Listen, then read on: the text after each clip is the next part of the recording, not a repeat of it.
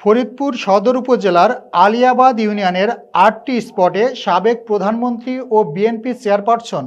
দেশনেত্রী বেগম খালেদা জিয়ার রুহের মাগফিরাত কামনায় দোয়া মাহফিল ও আগামী ত্রয়োদশ জাতীয় সংসদ নির্বাচন উপলক্ষে নির্বাচনী উঠান বৈঠক অনুষ্ঠিত হয়েছে।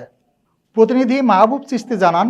মঙ্গলবার আলিয়াবাদ ইউনিয়ন বিএনপির আয়োজনে দিনব্যাপী ইউনিয়নের সাদিপুর বাজার, খুশির বাজার, গজারিয়া বাজার, পাটপাশা বাজার, নদীর পাড়, কাশেমের মোড়, আলিয়াবাদ স্কুল মাঠ প্রাঙ্গণে এসব দোয়া মাহফিল এবং উঠান বৈঠক অনুষ্ঠিত হয়।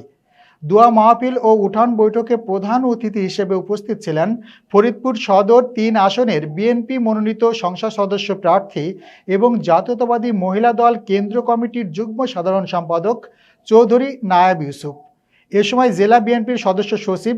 AKM কিবরিয়া স্বপন, মহানগর বিএনপির যুগ্ম আহ্বায়ক মিজানুর রহমান মিনান,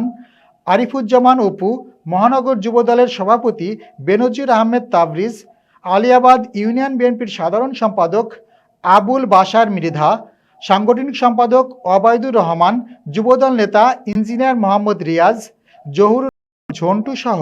স্থানীয় বিএনপি অঙ্গ সংগঠনের নেতাকর্মী ও সর্বস্তরের মানুষ অংশগ্রহণ করেন। অনুষ্ঠানে বক্তারা দেশনেত্রী বেগম খালেদা জিয়ার রাজনৈতিক জীবন ও অবদানের কথা স্মরণ করেন এবং তার রুহের মাগফিরাত কামনায় বিশেষ দোয়া ও মোনাজাত করা হয়।